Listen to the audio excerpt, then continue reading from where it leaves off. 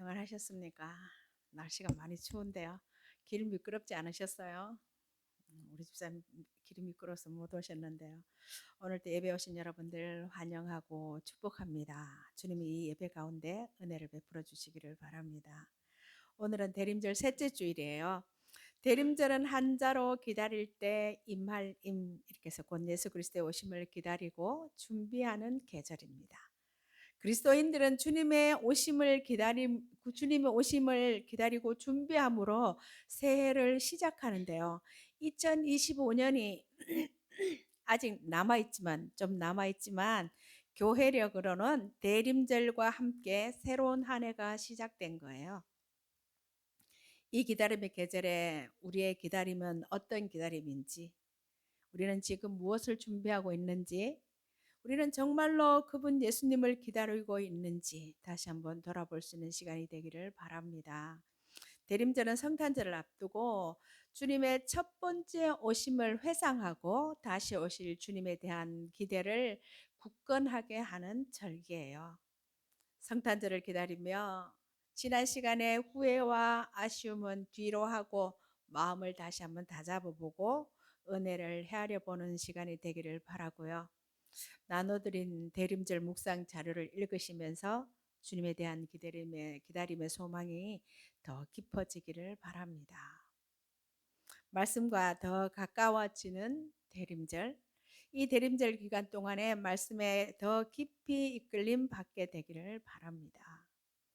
마태복음은 세리였던 마태가 유대인들을 위해서 기록한 복음서예요. 세리는 유대인들에게 철저히 죄인 취급을 당했고 배척당했는데 바로 그 세리 출신의 마태가 자기를 미워하고 멸시했던 유대인들을 위해서 이 복음서를 기록한 거예요. 예수님의 출생을 밝힌 복음서가 마태복음과 누가복음이에요.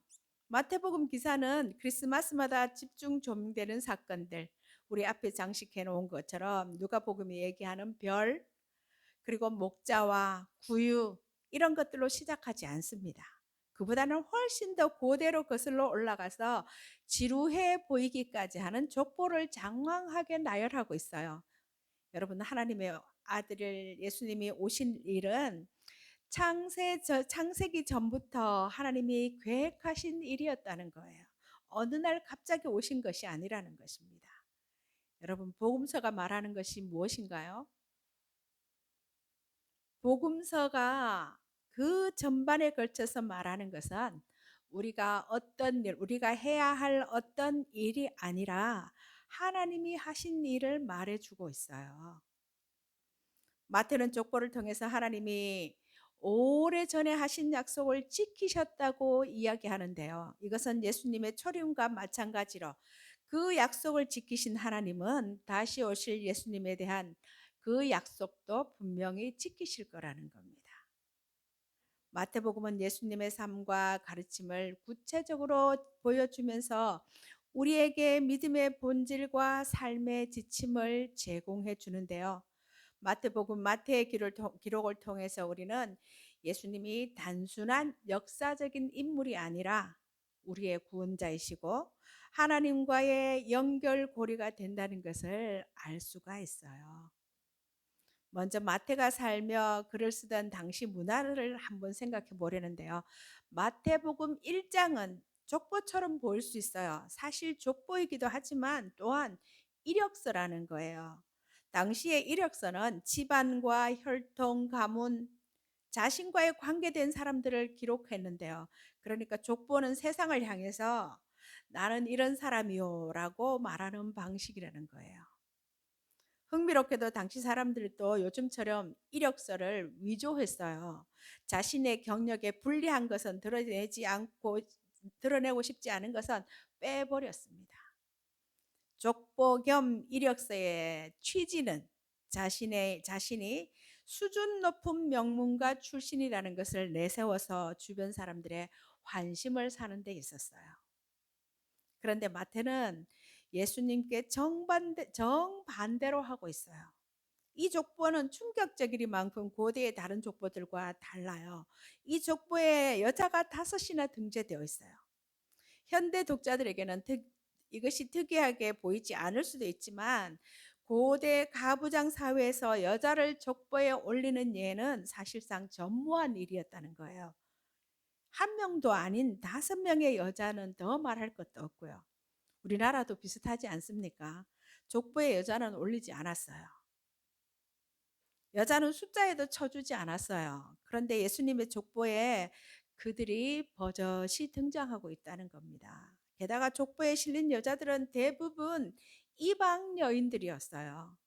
다말과 라합은 가나안 사람이고 룻은 모압 사람이고요. 고대 유대인들은 그런 나라 출신의 사람들을 부정하게 취급해서 성막이나 성전에 들어가서 예배도 할 수 없게 했어요. 그런 그들이 예수님의 족보에 등장합니다. 드러내기도 부끄러운 일인데 유다는 다말에게서 베레스와 세라를 낳았다고 기록하고 있어요. 유다와 다말의 관계를 여러분 아시지요? 그러나 전체 족보에서 가장 흥미로운 인물은 흥미로운 이야기의 배후 이야기는 6절이 아닌가 해요. 거기 보면 예수님의 혈통에 다윗 왕이 등장합니다. 그런데 마태는 다윗이 우리아의 아내에게서 솔로몬을 낳았다라고 덧붙이고 있어요. 그냥 바세바라고 이름을 쓰면 될 것을 마태는 굳이 우리아를 언급함으로써 우리에게 이스라엘 역사에 비참하고 끔찍했던 한 장면을 기억하게 만들고 있어요. 우리아는 다윗을 위해 온갖 위험을 무릅쓴 군대 장관이죠. 다윗이 억울하게 죽이고 빼앗은 우리아의 그의 아내 바세바라고 예수님의 그 후손이라고 밝히고 있어요. 여기 등장한 여인들은 모두 문화적으로나 인종적으로나 도덕적으로 이방인이에요. 모세의 율법에 의하면 이 사람들은 모두 하나님의 존전에 나갈 수 없는 사람들이었어요. 그런데도 모두를 예수님의 조상이라고 공공연히 인정합니다. 이방 여인이지만 하나님의 말씀을 듣고 하나님의 백성이 되려고 한 자들은 모두 놀라운 복을 받았어요. 그러나 정통 자손이라고 하면서 아브라함의 자손이라고 하면서 하나님 말씀을 붙들지 않았던 자들은 모두 하나님으로부터 버림을 받습니다. 그래서 여러분 결국 신앙에 있어서 중요한 것은 혈통이나 출생 신분이 아니라 그 안에 흐르는 믿음이라는 것입니다. 아브라함은 우상을 섬기던 자였지만 하나님의 축복의 나무에 접붙임을 받아서 엄청난 믿음의 열매를 맺었어요. 아브라함 이후 이스라엘의 족보는 인간적인 혈통이 아니라 믿음의 혈통이고, 그래서 이 족보는 하나님의 말씀을 통해서 하나님과 하나 된 자들의 족보예요. 오늘 우리 교회는 바로 이 아브라함의 언약을 계승한 공동체예요. 그래서 우리 안에 신적인 영광이 있고 살아계신 하나님의 능력이 있습니다. 여러분, 족보는 예수님이 누군지 그분의 말씀을 듣고 약속을 믿고, 예수님이 누구든지 그분의 말씀을 듣고 그분의 약속을 믿고 그 나라 안으로 들어오고자 하는 자는 아무 조건 없이 받아주신다는 것을 이야기하고 있습니다. 구원이 우리의 출신이나 신분이나 그 어떤 행위에 근거하지 않는다는 것이고요. 누구든 그분을 믿으면 예수 그리스도의 은혜가 그 죄를 덮고 그분과 연합하여 그분의 백성이 될 수 있다는 것을 보여주고 있어요. 주님이 우리에게 다하도 부정해지지 않고 반대로 우리가 주님의 거룩하심에 닿으면 주님의 거룩하심이 우리에게 전염되어서 우리가 정결하게 된다는 거예요. 성경에서 12년 혈류증을 앓았던 여인, 해당장 야이로의 12살 난 딸의 죽음에서 우리가 볼 수 있는데요. 12년간이나 피를 흘린 혈류증이라는 더러운 제2상으로 근접해서는 안 되는 여인이 예수님을 만짐으로 예수님이 부정하게 된 것이 아니라 예수님의 거룩하심과 정결하심이 여인에게 전달되어서 치유와 구원을 얻었어요. 시체를 만지면 부정하게 되지만 예수님의 손이 시체에 닿자 예수님이 부정해진 것이 아니라 그의 생명이 살아났습니다. 여러분 다윗을 좋아하세요? 신학교 가면은요, 다윗이라는 이름을 가진 학생들이 많이 있어요. 어느 날 교수님이 출석을 부르더니만은 뭐 김다윗 무슨 모세 뭐 드보라 이러더니만 교수가 이러는 거예요. 여기가 무슨 구약 시대냐? 왜 이렇게 구약의 이름들이 많냐? 그래서 모두가 웃었는데요. 다윗이라고 하면 그런 세상의 권력을 두루 갖춘 사람이었어요. 여자가 아니라 남자였고요. 이방인이 아니라 유대인이었고요. 빈민이 아니라 왕이었어요. 하지만 마태가 보여주듯이 전 세계 많은 사람들이 존경하는 다윗 역시 오직 은혜로만 예수님의 가족 안에 들 수 있는 사람이었어요. 우리와 다를 바 없이 은혜가 아니면 안 되는 사람이었습니다. 그가 행한 일은 다른 어떤 사람보다 악했지만 그런데도 그가 건재합니다. 주님 안에서는 우리가 생각하는 도덕적으로 착한 사람은 받아들여지고 악한 사람은 배제되는 게 아니라는 거예요. 여러분 누구든지 오직 예수 그리스도의 은혜로만 받아들여집니다. 우리는 모두 하나님이 예수님을 통해 이루신 일을 믿음으로서만 하나님 앞에 설 수 있는 사람들이에요. 여러분 오직 예수님으로만 감히 전능자 하나님을 아버지라 부를 수 있고요. 오직 예수님으로만 나는 너희 하나님이 되고 너는 내 백성이 되리라 하신 그 위대한 언약 속에 우리가 들어갈 수가 있어요. 이렇듯 예수 그리스도의 은혜가 필요 없는 사람은 아무도 없고 반대로 예수 그리스도의 은혜를 받을 수 없는 사람도 없습니다. 예수 그리스도 안에서 기생과 왕, 남자와 여자, 유대인과 이방인, 서로 다른 민족이나 인종, 도덕적인 사람과 부도덕한 사람이 모두 대등하다는 거예요. 도덕적으로 조금 선한 사람이나 조금 악한 사람이나 똑같이 잃어버린 죄인이고 똑같이 예수님 안에서는 사랑받고 받아들여지는 사람이라는 거예요.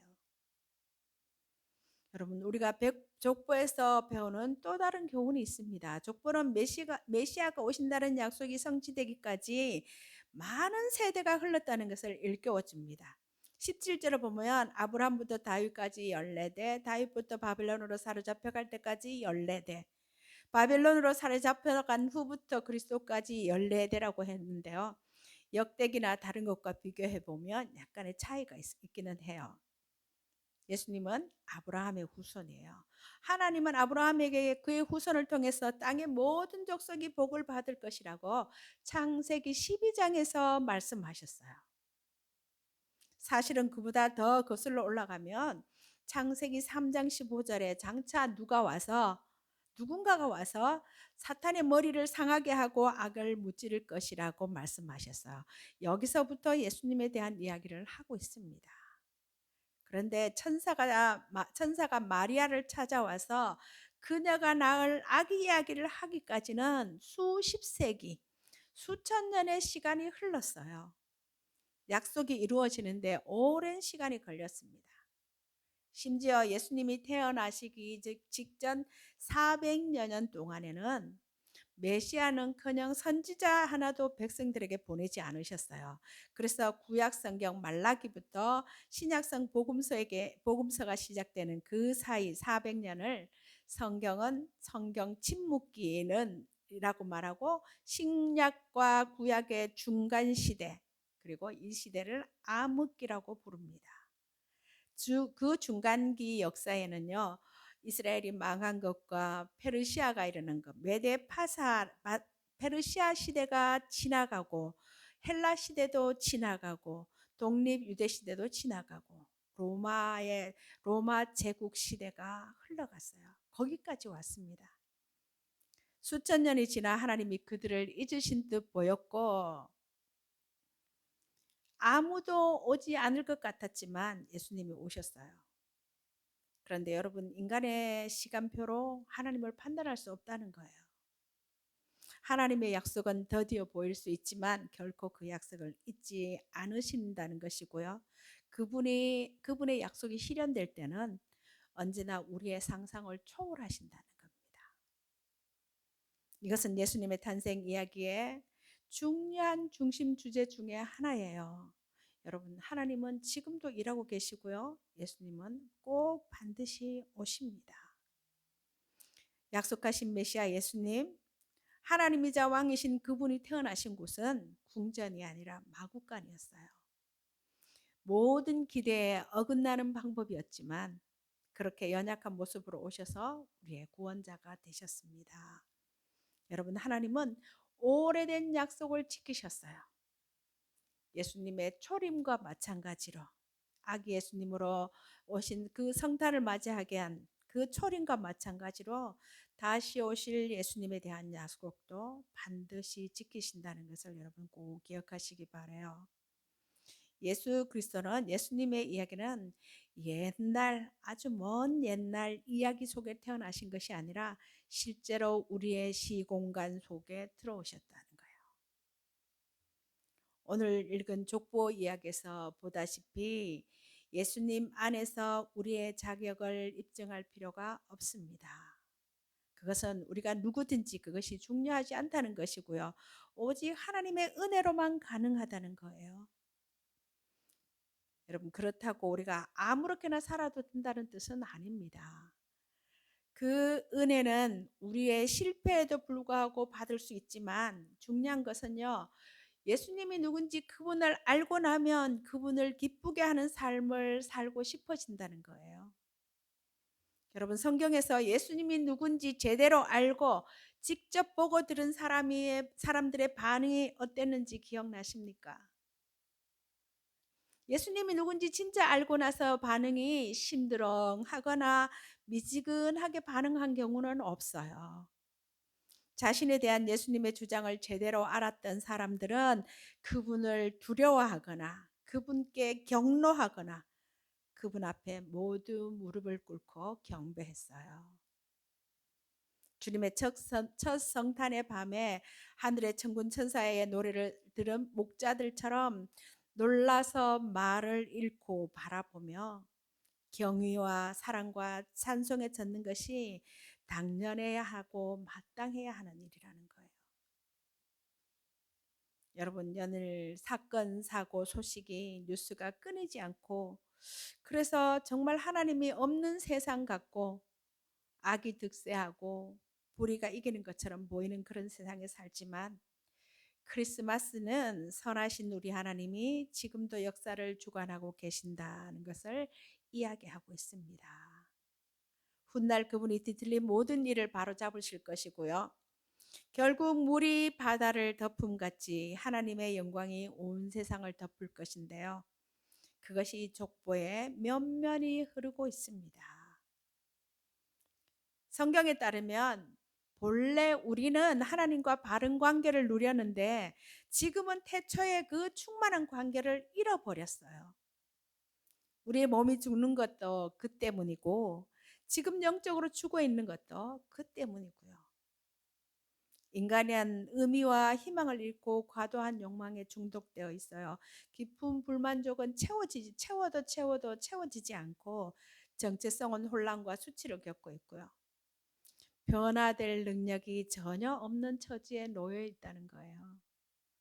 그것은 태초에 하나님과의 그 충만한 바른 관계를 잃어버렸기 때문입니다. 이런 우리 곁에 하나님이 직접 찾아오신 크리스마스. 그래서 크리스마스를 바로 알면 기독교의 근간인 복음을 바로 알 수 있다라고 말하는 거예요. 크리스마스는 구원이 은혜로 주어진다고 외치고 있어요. 구주가 나셨으니 곧 그리스도 주시니라. 여러분, 우리는 족보에서 무엇을 읽어야 할까요? 우리는 아브라함과 다윗과 예수님의 족보에서 역사를 읽고 은혜를 읽고 예수를 읽어야 합니다. 마태는 그 예수님을 통해 펼쳐가실 하나님 나라의 역사를 기대하라고 포문을 열고 있어요. 족보는 우리를 예수님에게로 복음으로 인도합니다. 여러분, 오래 전에 오셨고 먼 훗날 다시 오실 초월자가 아니라 지금 여기 우리 가운데 거하시는 주님을 누리고 증거하는 그런 대림절 되시기를 바랍니다. 대림절은 성탄절을 앞두고 주님의 첫 번째 오심을 회상하고 다시 오실 주님에 대한 기대를 굳건하게 하는 절기예요. 이 한 주간도 주님의 통치 아래 여러분의 거처를 잘 정하시기 바랍니다. 앉을 곳을, 설 곳을 잘 정하시기 바라요. 하나님은 지금도 살아계신 우리 아버지시고요. 그 이름이 영원히 임마누엘이십니다. 그 하나님과의 한 주간 동행하는 발걸음이 가볍기를 바랍니다. 기도하겠습니다. 거룩하신 하나님 아버지, 은혜를 감사합니다. 대림절 셋째 주일 예배를 함께 모여 하나님 앞에 예배하게 하심을 감사합니다. 이 시간도 드리는 예배를 하나님 기쁘게 주심을 감사합니다. 하나님, 이 땅에 보내주신 예수 그리스도에 인해서 생명의 길, 구원의 길, 영생의 길을 걷게 하심을 감사합니다. 하나님, 이곳에 함께 모여 예배하게 하시고 귀한 말씀 주심을 감사하며 예수님의 이름으로 기도드립니다. 아멘.